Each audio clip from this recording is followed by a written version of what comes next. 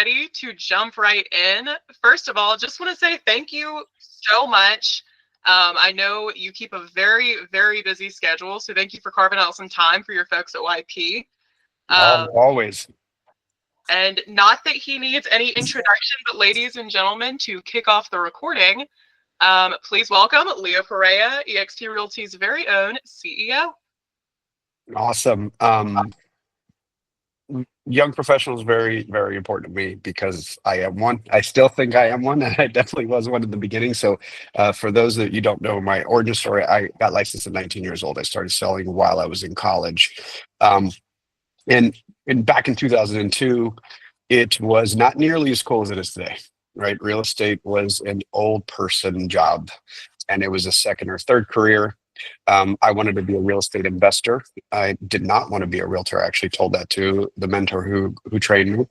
And he said, if you want to be an investor, you do not have a choice. You must get a real estate license because that gives you access to the MLS. It gives you access to all the data. And when you buy and sell properties, you can represent yourself and have some margin there. So I begrudgingly got my real estate license. My goal was to become an agent, and the first couple transactions I did paid me more than potentially a flip could do. And I said, wait a second, I can actually get paid way more money with no risk.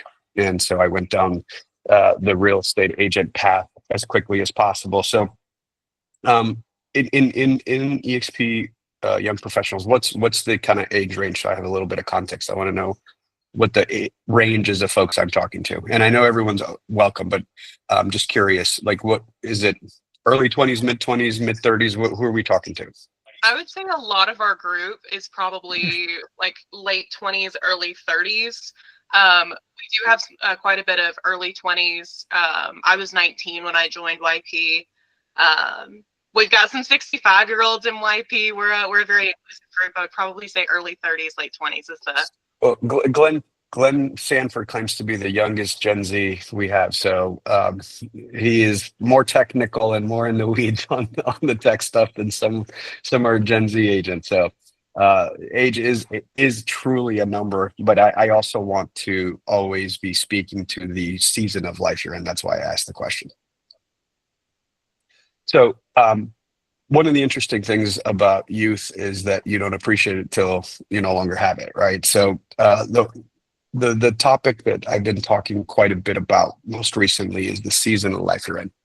And I think the problem with mass media and even social is you're always seeing a finished product of someone else, right? And when, to Mark and Anthony's point, if you see my Instagram and you like, you guys didn't see all the fetal position crying in the 20s and 30s when something epically blew up, and having to decide whether I was going to stay in the business. And so everything is an individualized journey.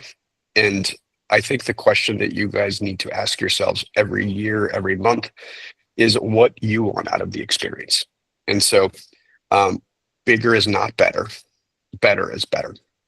And I believe that, there is a trade-off in everything. So I personally traded my 20s to have the life I have now. So that meant that in college, I didn't go out nearly as much. And on a Friday night, I was getting in an argument with my roommates because they were being too loud and I had to go show property at 7 in the morning or 8 in the morning. And I vividly remember arguing with one of my roommates. I remember his first and last name. I won't say it since this is probably being recorded. But he said, "You're wasting your 20s." And I knew that I was willing to trade one thing for the other.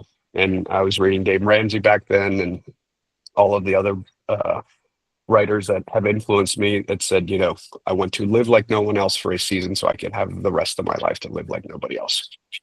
And again, that's why I asked the question, like late 20s to early 30s is, are you guys okay with my background noise? I'm with my whole family in an Airbnb. So I don't have the door and the double monitors that I normally have. Didn't even hear anything. You're good. All hail Apple. Noise canceling earbuds. But there is a conscious choice that you have to make, right? I worked 12 hours a day for 10 years of my life, and it did not come without a price. It came with 5 rounds of strep throat in 1 year that actually scared my primary physician, and I actually had my tonsils removed because he was scared it could get into my bloodstream. It came with a whole lot of yo-yoing in my body weight because that's what we do. We get really stressed, and I stress eat. So I don't know, some other people have that. So with high stress comes probably potentially a lot of drinking too, right? And when you're in your late 20s and you have friends who are still going out, that's an easy one. Like, I barely drink now because hangovers suck. And the trade-off of how much fun that is to being present for you guys, and that little human right there and her brother in the other room, even just not worth it. And I'm not judging the good or bad. It's just I only have X amount of energy, and you have to be willing to make that trade-off.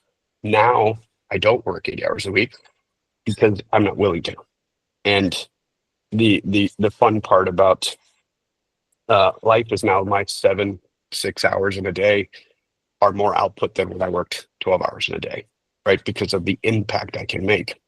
So the question that I think we constantly need to ask ourselves, what do you want out of life and the experience? And it's actually not only a esoteric kind of woo-woo question, it's a math problem, right? One of the interesting parts, and why I say bigger is not better, is I have experienced exits and large monetary experiences, but I also have lots of friends who have as well. And there is a diminishing return point of view. After a certain number, your lifestyle doesn't change. After we sold our last company, Ariana and I did not get a bigger house. Our kids went to the exact same school. We kept the same cars, and our vacations didn't even change, right? And so unless you have like a sports car habit or a boat habit, like once you attain a certain level, the comforts that you crave don't really change that much. And I think what changes is the quality of life and how you live it. So if you're willing to make X amount of dollars for Y amount of hours, you can live off that number. And then I would encourage you to invest the difference, right? Whether it's in real estate, whether it's in equities. But I would reverse engineer. One of the biggest ahas I had was I did not like the word small to mid-sized business or even lifestyle business. And I built and pursued opportunities purely out of FOMO. So, I count Tyler Smith, the founder of SkySlope, and Kenny, Tim Heil as my close friends because we came up together in Keller Williams. Some of you may have been in Newport Beach last summer when I kind of had an unfiltered conversation with them on a stage, and we all kind of opened up about all of our failures. And you need to understand what you're willing to trade and for when. And the point of a lifestyle business is for it to provide for your lifestyle. And so I would not build a team until you've mastered listing as a solo agent, right? If I could give you guys one piece of advice, especially in this market, is to 100% become the best listing agent you can and maximize that. It is a pure math problem. I sat with an agent on Tuesday in San Diego who's done 24 deals 3 years in a row, which by the way is a fantastic living. And he says, I want to do more, but I don't want to build a team. And I said, great, stop doing buyers and do listings. Because mathematically, it takes 30 hours to do a listing, and it mathematically takes 87 hours to do a buyer, right? And by the way, I don't think it's binary. I don't think it's 3-1. I think he could actually get 4-1 because he doesn't have to be driving around, right? So you actually get more practical time in front of a computer. And so the only reason I would suggest building a team is to actually, because you're leaving unmonetized opportunity on the table. You got so good at lead gen that you ran out of time to go on the listing appointments. And before someone goes down the team building route, I would encourage them to refer out their buyers to an existing team. Don't actually bring people on, because first of all, I bet you there's a Zillow Flex team near you who would pay you 40% because they're used to paying 40% and their systems already allow for that type of margin to be paid out. And if you could imagine being so bold that, let's say your business is 60-40 buyers to sellers, that you say, okay, I'm going to make a commitment. I'm not saying you should, but I'm saying think of that as a framework in your mind of saying, I'm going to give away all my buyers this year. And I'm going to burn the boats and commit to sellers. And I'm guaranteeing myself a 40% cut from the buyers. But then that means I'm going to commit to 2 or 3 or 4 waking hours of seller lead gen. Right? Think about how scary that is. But on the ROI that you create, and then it becomes a compounding effect. Let's say you're able to take 10 or 15 listings. What happens when you have 10 or 15 listings? You just generate that many more buyer leads, right? I think it was the first Keller Williams conference I attended when I was like 20, 21 years old. And I saw Gene River speak, and he said, you have to list to last. You have to list to last. And it's probably one of the most impactful sentences I gratefully learned early on, because I became a listing agent as fast as I could. And I obsessed with it. So again, I think the journey is unique, and the lesson learned is make sure it's yours. One of the themes that I know you guys wanted me to touch on is the power of doing things scared. And I have a super personal story to tell you guys. I just my son Mateo, who you guys see me post about, is obsessed with jiu-jitsu. He does it 6 days a week. 3 of the 6 days he does it twice a day. And he's a teeny little guy. He's 59 pounds. He's probably 10th percentile. And we just went to a huge tournament in Miami.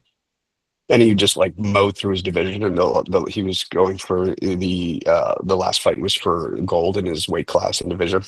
And the other kid was up in another fight, and I said, hey, let's go watch the fight. And this little kid walks on with like a shaved head with like logos on it, and he walks onto the mat like a gorilla and mauls the other kid. I was terrified. And it turns out his parents homeschool him, and he does jujitsu 8 hours a day. Yeah. And my little guy, goes to school. and I've never seen so much fear. He turned around. He's like, I want to go home. I want to go home. I want to go home. I'm done with jujitsu. I don't want to go in there. And I said, let's go walk over. And I sat with him, and I said, 100% you could quit after today. I will not make you do this. But you are fighting that kid. Like, we're here. You need to honor and respect his journey. Like, if you want to get on the mat and lay on your back and tap, that's cool. But you're not fighting that boy. And I said to him, I want you to savor this moment, because this is what courage feels like. Courage isn't like you're going to win. Courage is actually doing something really fucking scary in the moment, right? That's actually what courage feels like. It's being terrified and doing it anyway. And he went in, he actually was up on points, lost in the 10 seconds on a submission. And when he got off the stage, he and the boy were gold and silver, and they shook hands. And he said, when's the next tournament day? But I've actually consciously been bringing him back to that moment randomly. I'm like, do you remember that feeling? And it actually, like, I could physically see him get worried in that moment. And being able to even harness it and think through it. By the way, like the dad version of that was last summer for me, right? Like, I woke up one day, I was like, listen, this real estate liability is real. I think we need to no longer do broker to broker, right? And I decided with Holly in a vacuum. We didn't even tell Glenn or Jim. We're going to do this. And the world got really loud for me, right? But we felt that was the right thing to do to protect you guys, to not get you sued, right? And those 3 weeks, I felt like Mateo looking at the other boy with the things in his head. Because it would have been much easier to stay quiet or not do anything and just see what happens. And 2-3 months later, the cool part was there was entire states and other companies who adopted our framework. And now in the rearview mirror, we get pretty good credit. But in that moment, that was not fun or easy to decide to do that. And so it's when you are on the climb, it always looks like it's an easy choice. And that's not how it looks like. And the other thing I will always say is growth is discomfort. It's that feeling of pain. And if you guys know anything about how the body works, like when you grow muscles, it's actually a micro tear and it rebuilds larger, right? So I would encourage you to think through that anytime that you are not feeling uncomfortable is you're probably complacent, right? And the concept that some of you may have heard me say before, you're never ready, right? Like Matteo had never competed for gold before, so obviously he had never felt that level of competition. I had never sold a house at 19 until I sold my first house, right? I never done a single REO account until I convinced that first asset manager who picked up the phone to trust me with one property. And the same thing with a luxury property. And then I founded a software company. I can't write a single line of code. I am a realtor. I have a college degree in art and I sold homes. I was not qualified to be the founder of a software company, which became ubiquitous, right? I think a decent amount of you probably use the software I founded on a daily basis in your workflow. And it's no longer mine. It exists outside of me. And by the way, I don't think I was qualified to run a publicly traded company and talk to Wall Street. And you guys are my last call of the day, because the rest of the day I'll be on earnings calls with investors, right? And so for those of you who've experienced parenthood, like the best example I have is being a parent, and they hand you that child and say, okay, go home. You're like, who is responsible? Like, who's going to keep this thing alive? I don't know what I'm doing. I don't have a manual. And you just figure it out. So the do it scared is very telling to what you guys call this talk, which is I say that, but did you die? Right? And the flip side of that is a little dark but real. Is like you're going to die. You have a 100% chance of dying. And when you can remember that, it's not that serious, right? If you are able to breathe and have a conversation the next day, it wasn't that serious. 99% of the conversations inside of your head that hold you back from doing the thing, whether it's asking that girl to go to dinner with you, or approaching that boy, or taking that listing, talking to that seller, talking to that developer, being brave enough to ask that builder to let you sell their spec home. What's the word? They're going to say no? Like, I promise you, no does not kill you, right? But what if they say yes? How does that change your stars and the direction of your career? There's a couple other thoughts that I had written down that I wanted to make sure I touched on. And this part of the market, if you guys are in the younger cohort, so if you got your license after 2015, you've never experienced this market. And this market is super interesting because we're in that confusing moment where sellers still think it's a seller's market. So sellers think it's 2021. And buyers are now reading headlines from the press who think it's 2008. Right? And so it could be dramatically different if you live in Cape Coral, Florida versus Trenton, New Jersey. Right? In Cape Coral, Florida, you could probably make an offer 10% below list and potentially get it. But in Trenton, New Jersey, you might still get multiple offers. Right? So you could be driving around a buyer who's like, it's listed for 700, let's offer 600. And it's going to escalate to 720. And there's parts of the country where if you're not well versed in the total amount of inventory, you may lose the client, right? So right now is a completely skills-based, data-driven market. I would be telling you to obsessively learn what the absorption rates are in your local market. And by the way, subdivision by subdivision, not just zip code and counties, right? Because if you are sitting on a listing and there's 23 other listings in that subdivision, you need to be able to say, Mr. and Mrs. Seller, there is 9 months of inventory. That means that there is only 2 qualified buyers in the next 30 days that are going to buy one of these 23 homes. And we didn't make sure that we're one of the 2.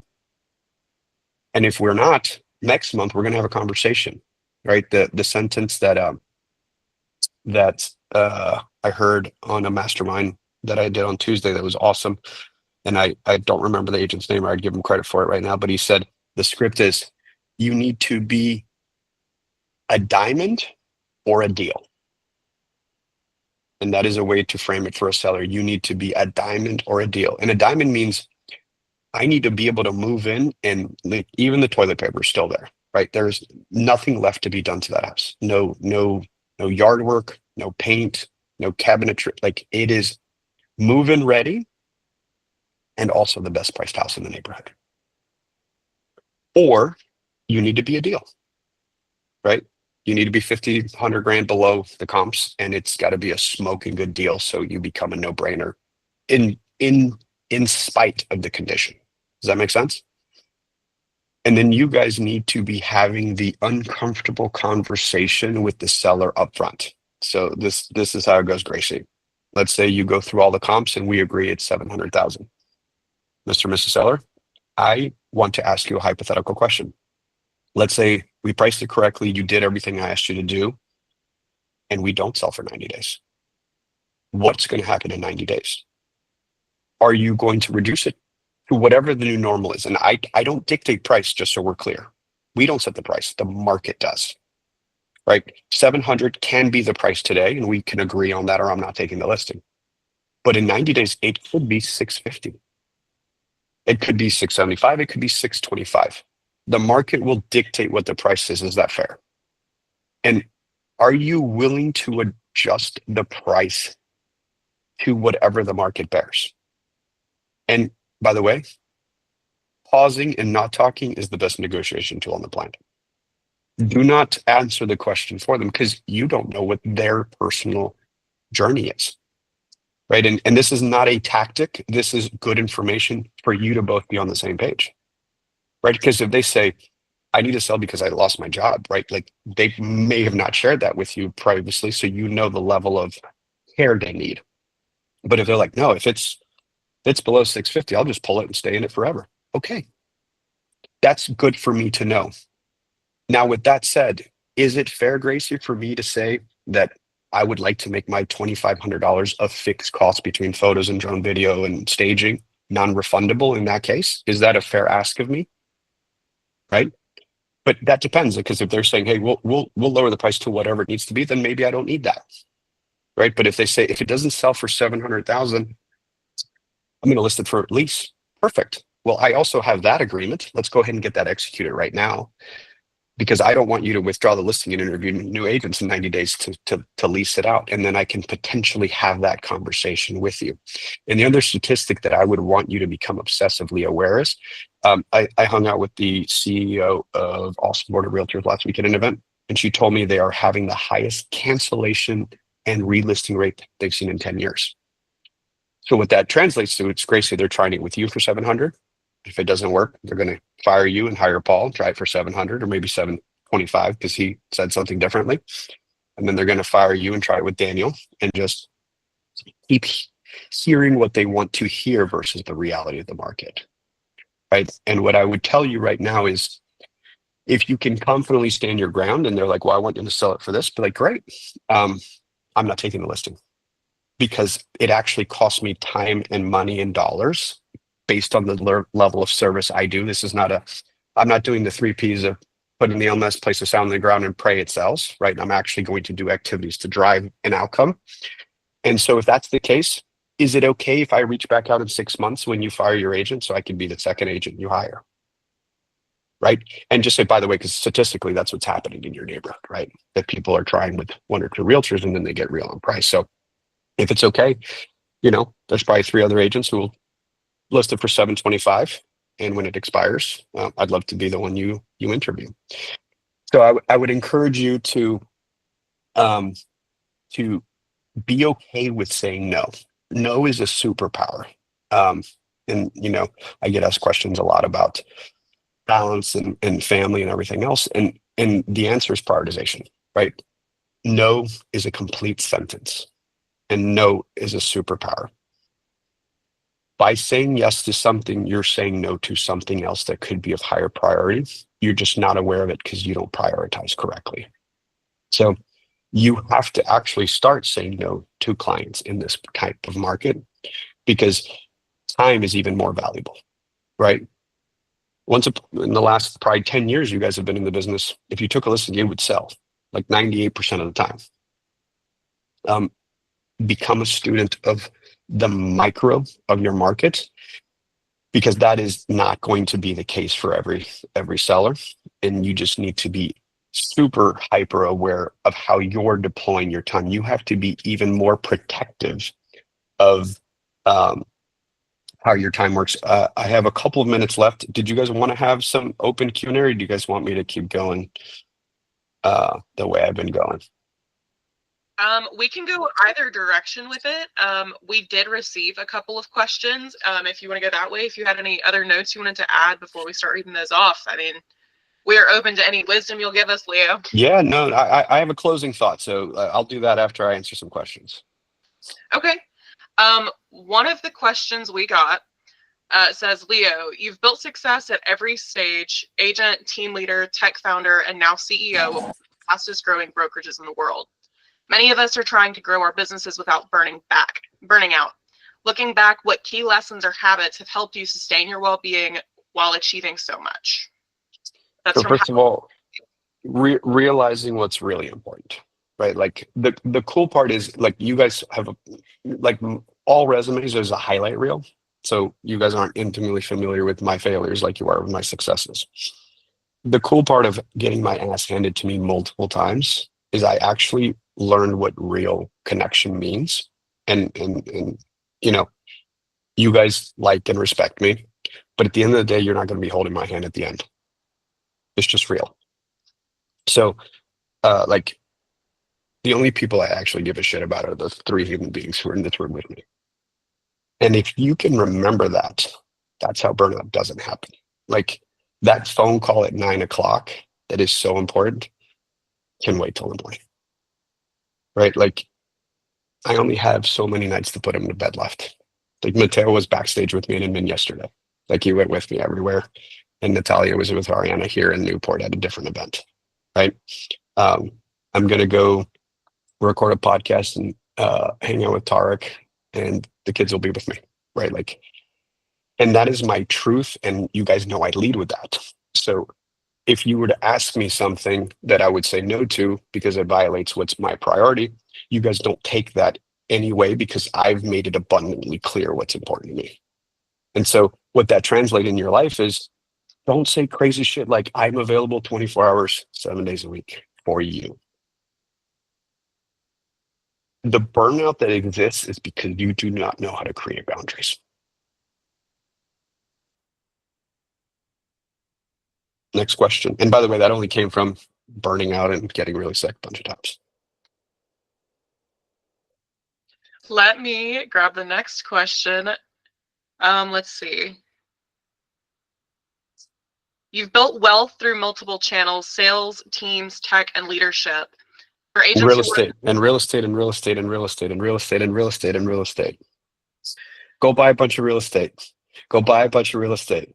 And go buy a bunch more real estate and hold on to it for a long time.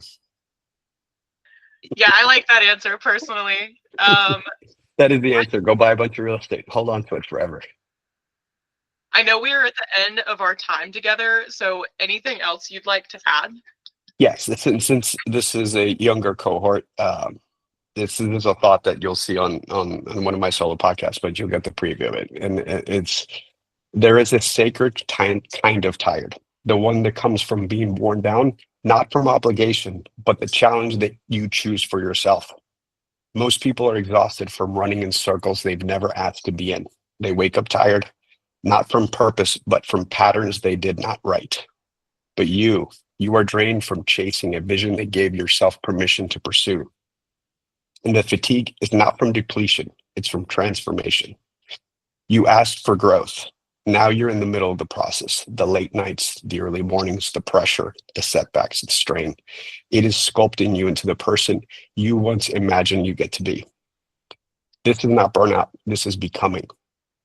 You are not tired from standing still. You are tired from building, from carrying a dream that stretches beyond the edges of ordinary. And that is a blessing because it means you're still in the fight. You're still in the arena. You're still choosing purpose over comfort. So keep it going and let that fatigue remind you, you are not lost. You're just shaping. There is no greater privilege than being exhausted by a challenge you chose.